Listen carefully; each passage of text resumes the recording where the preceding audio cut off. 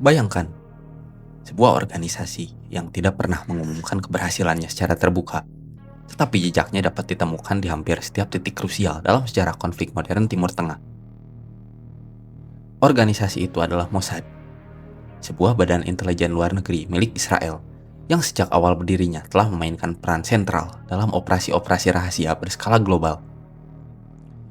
Untuk memahami bagaimana Mossad menjadi salah satu badan intelijen paling ditakuti sekaligus dikagumi oleh dunia, kita harus mundur jauh sebelum namanya resmi digunakan, ke periode ketika negara Israel sendiri bahkan belum sepenuhnya terbentuk.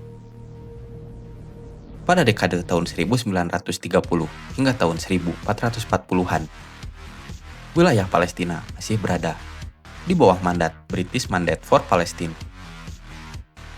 Pada masa ini, komunitas Yahudi yang dikenal sebagai Yishuf mulai membangun struktur semi negara, termasuk sistem keamanan dan juga intelijen.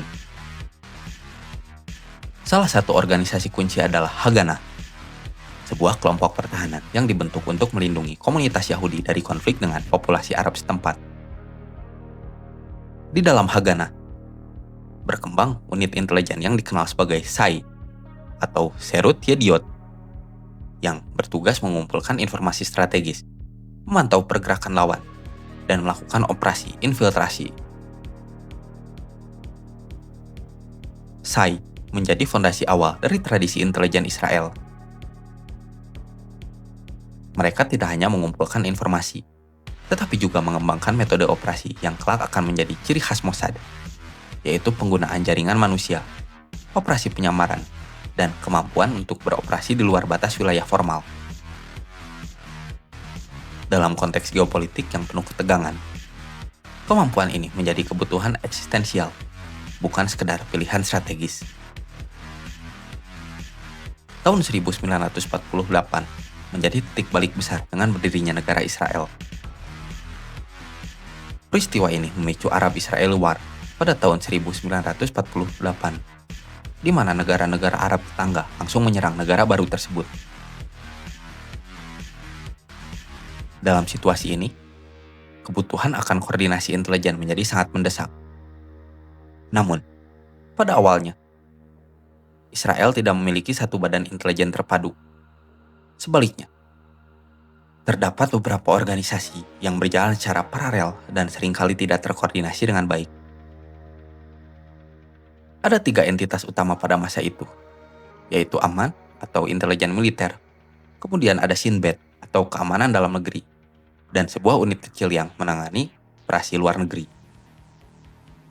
Fragmentasi ini menciptakan masalah serius, termasuk duplikasi informasi, kegagalan komunikasi, dan konflik internal.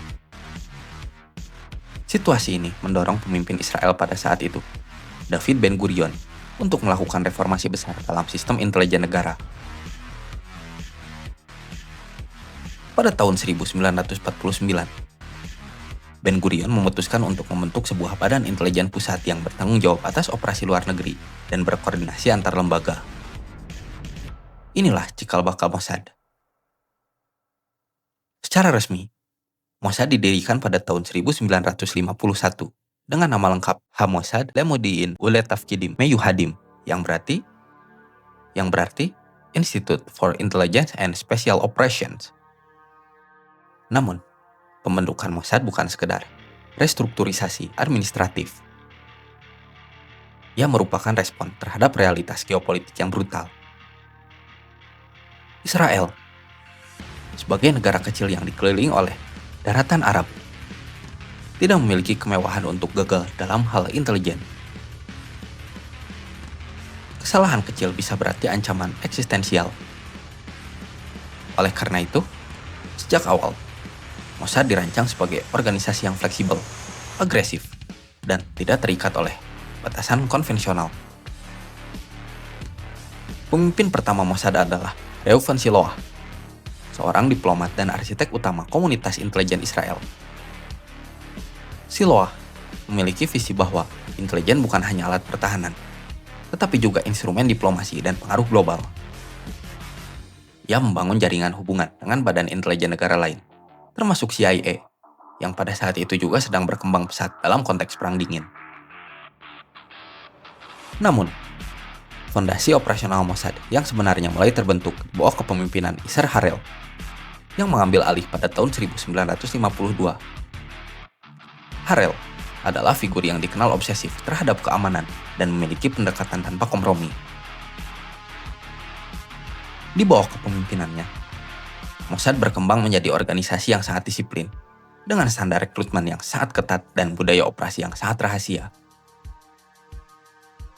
Salah satu prioritas utama Mossad pada era awal adalah melacak dan menangkap pejabat Nazi yang melarikan diri setelah Perang Dunia Kedua.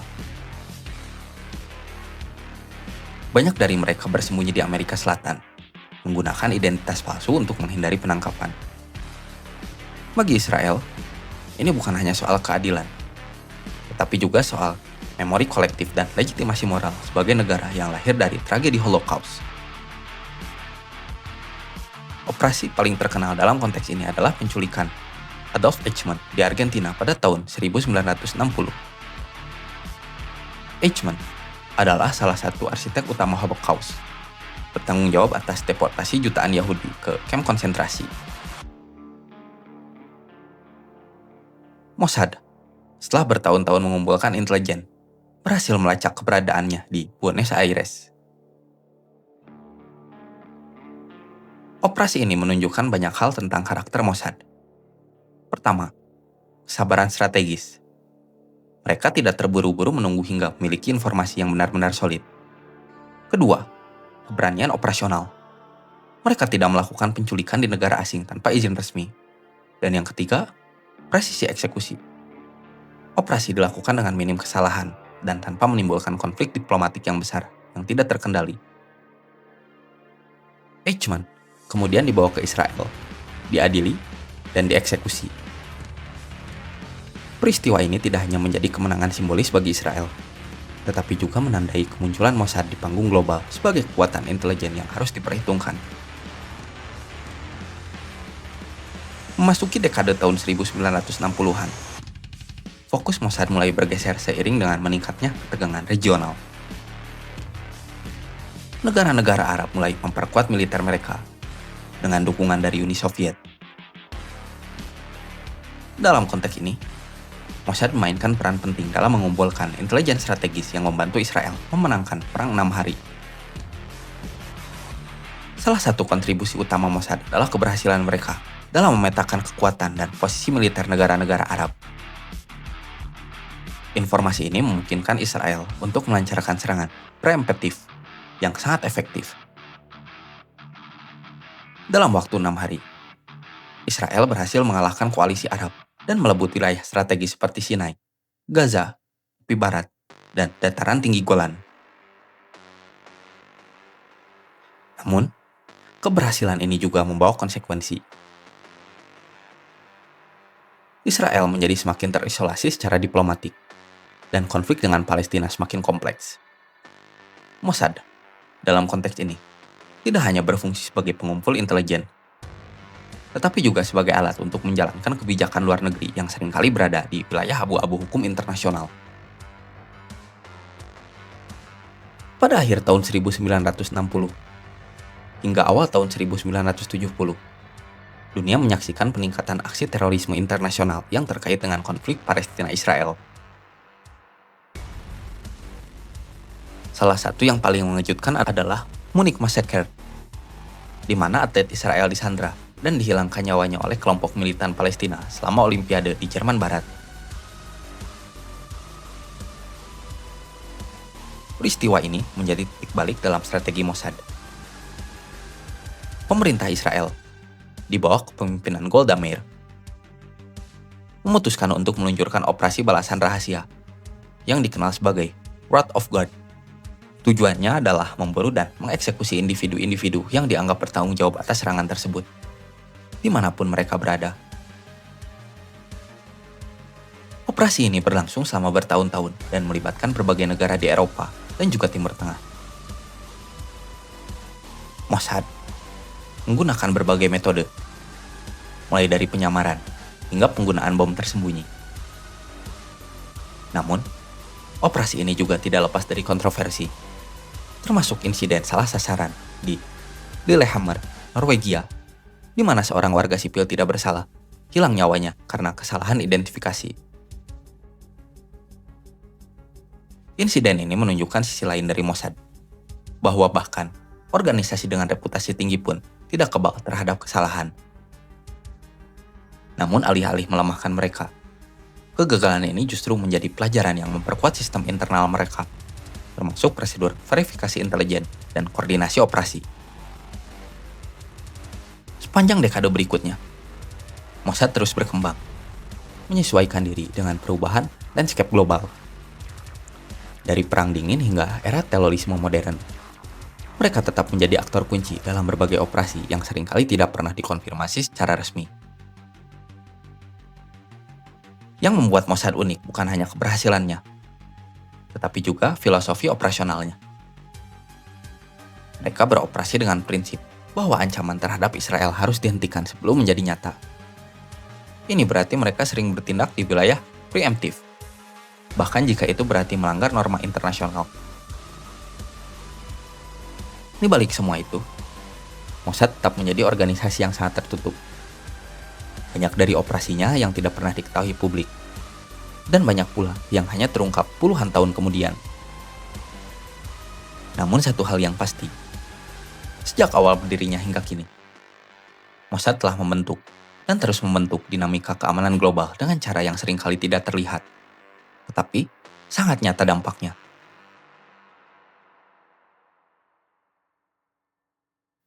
Memasuki dekade tahun 1970, Mossad tidak lagi sekedar organisasi intelijen yang berfokus pada pengumpulan informasi, tapi telah berevolusi menjadi instrumen aktif dalam menjalankan kebijakan luar negeri Israel. Transformasi ini tidak terjadi secara tiba-tiba,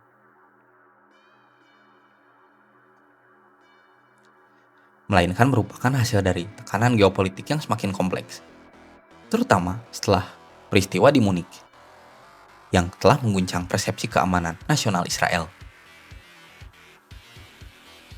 Setelah operasi pembalasan yang panjang dan kontroversial, Mossad mulai mengembangkan pendekatan yang lebih sistematis dalam menghadapi ancaman non-negara, khususnya kelompok militan Palestina. Pada periode ini, salah satu tantangan terbesar adalah organisasi Palestine Liberation Organization atau PLO yang dipimpin oleh Yasir Arafat. PLO tidak hanya beroperasi di Timur Tengah, tetapi juga memiliki jaringan di Eropa, Afrika Utara, dan bahkan Asia. Untuk menghadapi jaringan yang luas ini, Mossad mulai memperluas operasinya secara global. Mereka membangun jaringan agen di berbagai negara, seringkali menggunakan identitas palsu dan perusahaan kedok. Salah satu strategi yang menonjol adalah infiltrasi jangka panjang. Agen-agen yang ditanam selama bertahun-tahun untuk mendapatkan akses ke lingkaran dalam target. Pendekatan ini membutuhkan kesabaran ekstrim, tetapi memberikan hasil intelijen yang sangat dalam dan juga akurat. Pada saat yang sama, Mossad juga meningkatkan kerjasama dengan badan intelijen barat, terutama CIA dan MI6. Dalam konteks perang dingin, kerjasama ini menjadi semakin penting karena adanya kepentingan bersama dalam menghadapi pengaruh Uni Soviet di Timur Tengah. Negara-negara Arab seperti Mesir dan Suriah menerima dukungan militer dan intelijen dari Soviet, yang membuat konflik regional menjadi bagian dari pertarungan global yang lebih besar. Namun, hubungan ini tidak selalu berjalan mulus. Mossad seringkali bertindak secara independen, bahkan dalam situasi di mana Sekutu Barat memilih pendekatan diplomatik. Hal ini menciptakan ketegangan sendiri, tapi juga memperkuat reputasi Mossad sebagai organisasi yang tidak bergantung pada pihak lain dalam melindungi kepentingan nasionalnya. Salah satu operasi paling berani dan kompleks pada era ini adalah Operasi NTB pada tahun 1976. Meskipun secara teknis dijalankan oleh militer Israel, intelijen awal yang memungkinkan keberhasilan operasi ini sebagian besar berasal dari Mossad. Ketika sebuah pesawat Air France dibajak dan dialihkan ke Uganda, Mossad memainkan peran penting dalam mengumpulkan informasi tentang lokasi sandera, struktur bandara, dan posisi pasukan Uganda yang dipimpin oleh Idi Amin. Informasi ini memungkinkan pasukan Israel untuk melancarkan operasi penyelamatan yang sangat presisi, yang kemudian menjadi salah satu misi penyelamatan paling terkenal dalam sejarah modern. Namun tidak semua operasi berjalan sukses. Pada tahun 1980-an, Mossad menghadapi sejumlah kegagalan yang menguji kredibilitasnya. Salah satu kasus yang paling mencolok adalah insiden yang melibatkan Jonathan Pollard, seorang analis intelijen Angkatan Laut Amerika Serikat yang memberikan informasi rahasia kepada Israel. Ketika kasus ini terungkap pada tahun 1985, hubungan antara Israel dan Amerika Serikat mengalami ketegangan serius. Meskipun secara resmi, Mossad menyangkal keterlibatan langsung. Kasus ini menunjukkan bagaimana operasi intelijen dapat berdampak besar pada hubungan diplomatik. Mossad juga mulai menghadapi ancaman baru yang lebih kompleks, yaitu proliferasi senjata non-konvensional di Timur Tengah.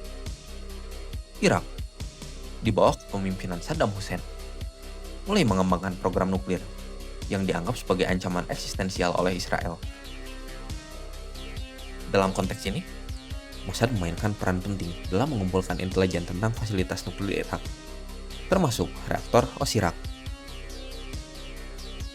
Informasi ini kemudian digunakan untuk merencanakan serangan udara oleh militer Israel pada tahun 1981, yang dikenal sebagai Operasi Opera. Serangan ini menghancurkan reaktor tersebut sebelum dapat digunakan untuk tujuan militer. Meskipun menuai kecaman internasional, operasi ini kemudian sering dijadikan contoh strategi preemptive yang menjadi ciri khas kebijakan keamanan Israel. Selain operasi militer dan kontraterorisme, Mossad juga aktif dalam operasi penyelamatan dari evakuasi komunitas Yahudi di berbagai negara. Salah satu contoh yang paling signifikan adalah operasi yang melibatkan komunitas Yahudi Ethiopia. Dalam serangkaian operasi rahasia pada tahun 1980-an dan awal tahun 1990, termasuk operasi Moses dan juga operasi Solomon, ribuan orang Yahudi Ethiopia berhasil dipindahkan ke Israel. Mossad memainkan peran kunci dalam merencanakan rute evakuasi, menyuap pejabat lokal, dan mengkoordinasikan logistik di lapangan. Operasi ini menunjukkan dimensi lain dari Mossad, bukan hanya sebagai alat perang, tetapi juga sebagai instrumen kemanusiaan dan identitas nasional. Namun, seperti banyak operasi lainnya, detail lengkapnya baru terungkap bertahun-tahun kemudian, memperkuat aura misteri yang selalu menyelimuti organisasi itu.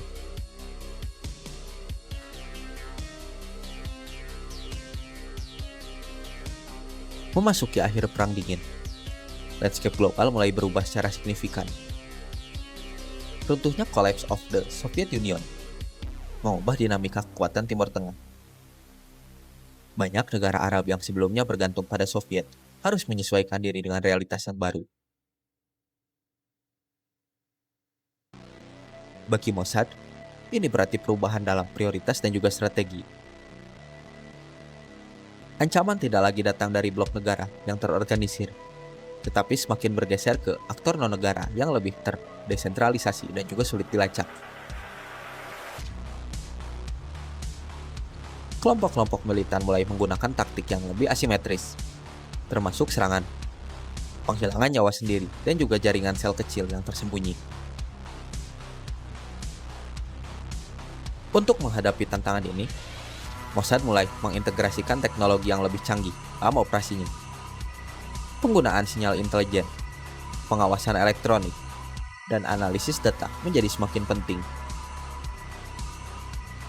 Namun, mereka tidak meninggalkan pendekatan tradisional berbasis manusia. Justru, kombinasi antara teknologi dan juga human menjadi kekuatan utama mereka. Pada periode ini juga, Mossad mulai terlibat dalam operasi yang berkaitan dengan Iran, yang setelah Iranian Revolution berubah menjadi salah satu musuh utama Israel. Iran tidak hanya mengembangkan program nuklir, tetapi juga mendukung kelompok-kelompok militan seperti Hezbollah di Lebanon. Mossad Dalam konteks ini mulai membangun jaringan intelijen yang luas untuk memantau aktivitas Iran di berbagai wilayah.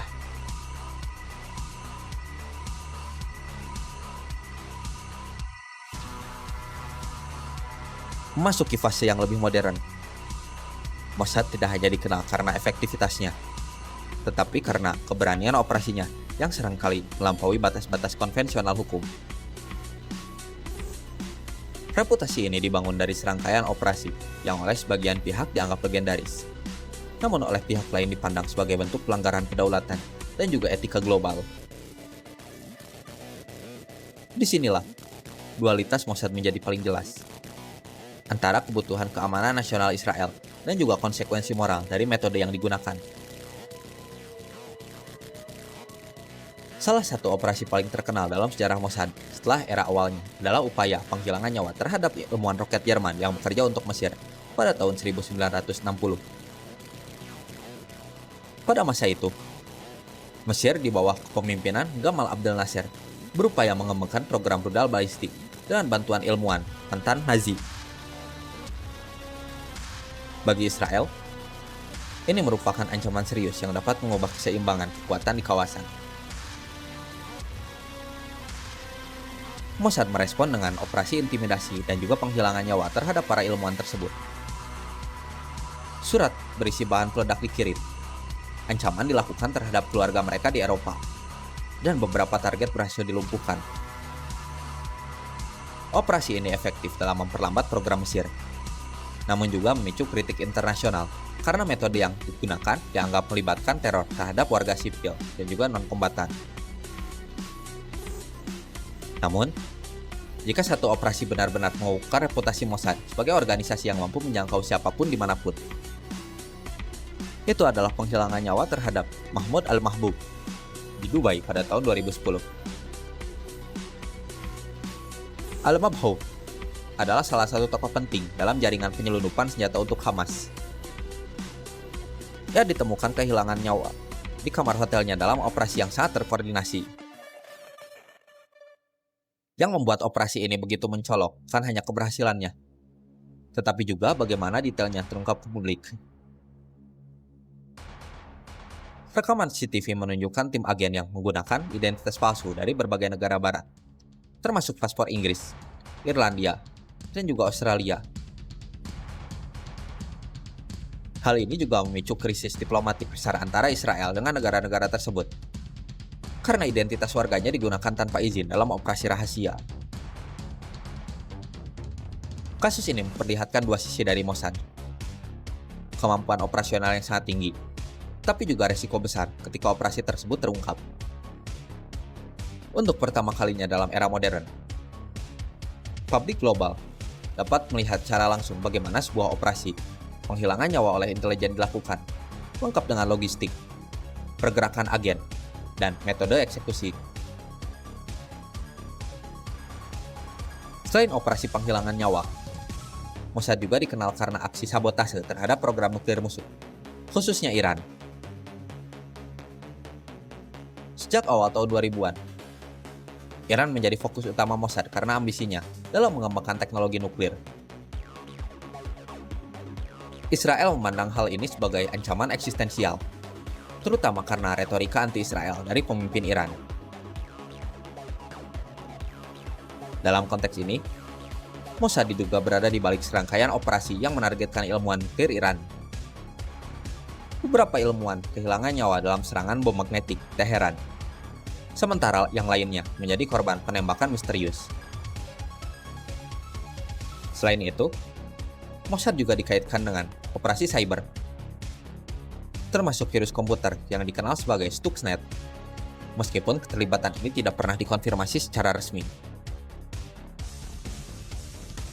Operasi-operasi ini menunjukkan evolusi Mossad ke dalam domain baru, perang cyber dan sabotase teknologi.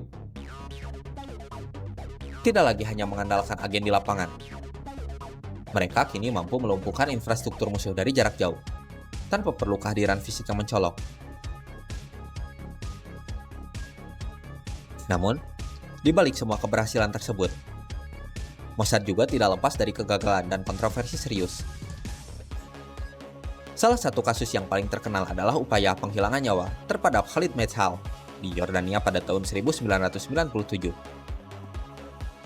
Agen Mossad mencoba menghilangkan nyawa Meshal dengan menyuntikkan racun ke telinganya di tengah jalan di Amman.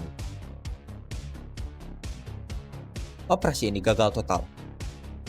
Para agen tertangkap oleh otoritas Yordania dan kemudian dengan cepat berkembang menjadi krisis diplomatik. Raja Yordan pada saat itu, King Hussein of Jordan, menuntut Israel untuk memberikan penawar racun tersebut sebagai syarat pembebasan agen-agen Mossad yang tertangkap. Israel akhirnya terpaksa menyerahkan antidot dan bahkan membebaskan tokoh penting Hamas sebagai bagian dari negosiasi.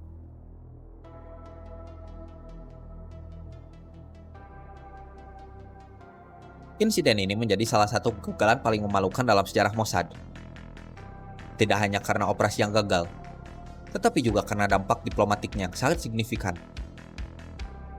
Hal ini menunjukkan bahwa bahkan organisasi dengan reputasi terbaik pun dapat melakukan kesalahan fatal, terutama karena operasi dilakukan di wilayah negara yang memiliki hubungan diplomatik sensitif. Kontroversi lain yang sering dikaitkan dengan Mossad adalah penggunaan identitas palsu dari warga negara asing.